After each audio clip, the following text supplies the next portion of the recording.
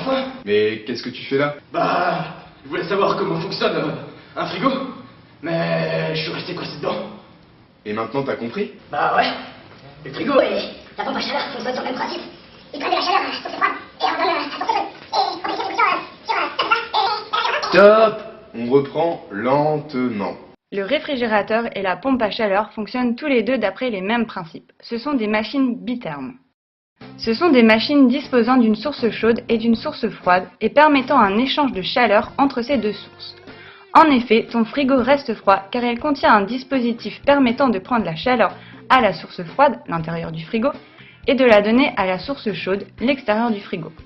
C'est pour cela que l'arrière de celui-ci chauffe et que ta bière reste fraîche à l'intérieur. Alors ça va? Tu sais toujours? Cette définition peut s'illustrer par ce schéma de fonctionnement.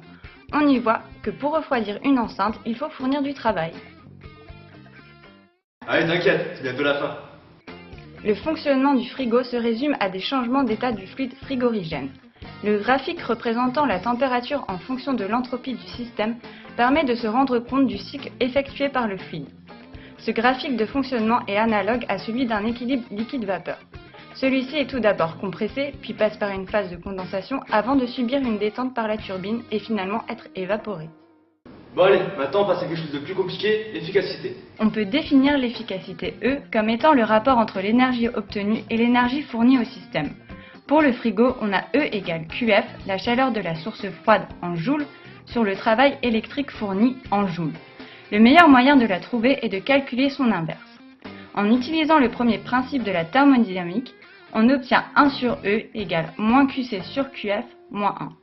Puis, en adaptant le second principe de la thermodynamique et en y injectant notre expression de 1 sur E, on aboutit à l'expression E frigo inférieur ou égal à TF sur TC moins TF.